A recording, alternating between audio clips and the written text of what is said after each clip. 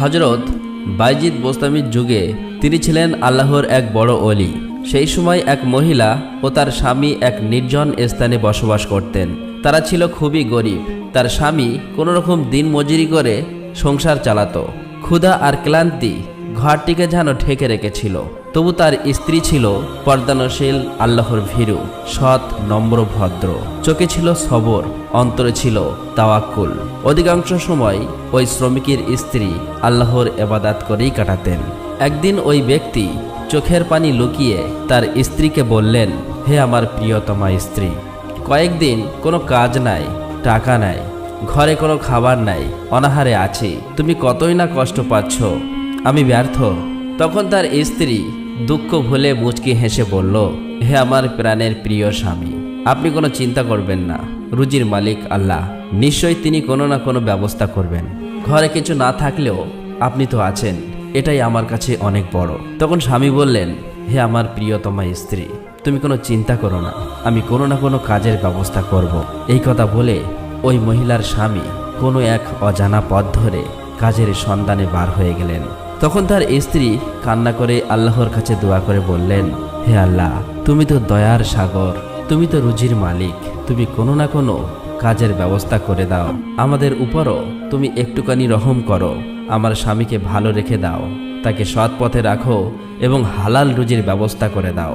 এদিকে ওই মহিলার স্বামী অনেক পথ যাবার পরেও কোনো কাজ পেলেন না। ক্লান্ত হয়ে পড়েছিল, তাই একটি জায়গায় বসে বিশ্রাম নিচ্ছিলেন। হঠাৎ করে দেখলেন কয়েকজন লোক একটি গরুর গাড়িতে করে কাঠের বোঝা নিয়ে চলেছে। এটি দেখে তার মাথায় নতুন চিন্তার উদয় হলো। মনে মনে ভাবতে লাগলো, আচ্ছা, আমি যদি জঙ্গলে গিয়ে গাছের শুকনো কাঠগুলো ভেঙে সেগুলি বোঝা করে বিক্রি করি, তাহলে আমাদের রুজির ব্যবস্থা হয়ে যাবে। অতঃপর তিনি আর দেরি করলেন না, ওই জঙ্গলের দিকে রওনা হলেন। এদিকে তার স্ত্রী না খেয়ে থাকলেও আল্লাহর ইবাদত করতে কখনো ভুলতেন না, তাই তিনি আল্লাহর ইবাদতে মশগুল হলেন।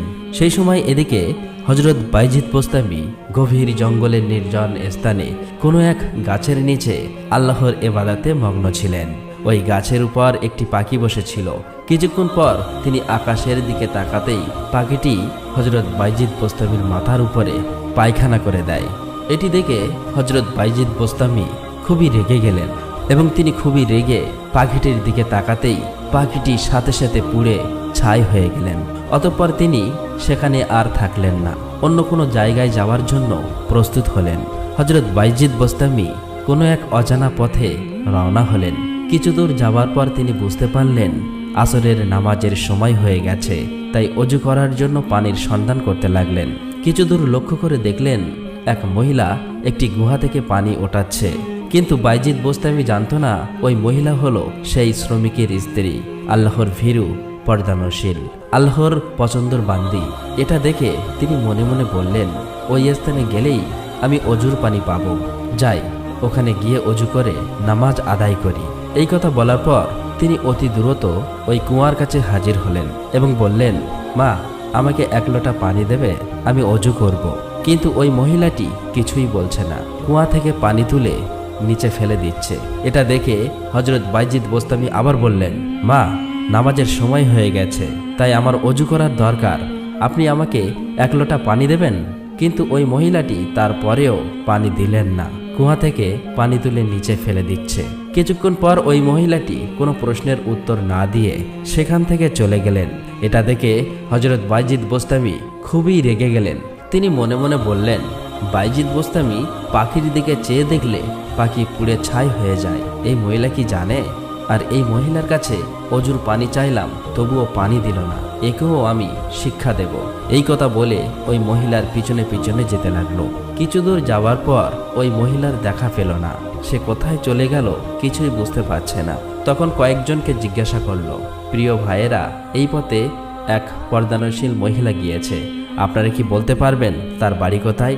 তখন তারা বলল, আমরা তো তাকে চিনি না, তার বাড়ি কোথায় আমরা বলতে পারবো না, আপনি অন্য কারোকে জিজ্ঞাসা করুন। তখন বাইজিদ বোস্তামি আবারও যেতে লাগলো। কিছু দূর যাবার পর দেখলো কয়েকজন দাঁড়িয়ে আছে। তখন তাদেরকে জিজ্ঞাসা করলো, আপনারা কি বলতে পারবেন এই পথে এক পর্দানশীল মহিলা গিয়েছে, তার বাড়ি কোথায়? তারা বলল, আমরা তাকে চিনি না, আমরা তো জীবনে তাকে দেখিনি। কিন্তু পাশ থেকে একজন মহিলা বলল, ওই মহিলাটি হলো এক গরিব শ্রমিকের স্ত্রী। এখান থেকে কিছু দূর এক নির্জন স্থানে তাদের বাড়ি। সে আর তার স্বামী বসবাস করে। অতঃপর প্রায় সন্ধ্যার সময় বাইজিদ বোস্তামি সেই মহিলার বাড়ির কাছে এসে হাজির হলেন। দেখলেন বাড়ি একেবারে নিস্তব্ধ, কোনো আওয়াজ নেই। আবার ঘরের দরজা জানালা সবই বন্ধ।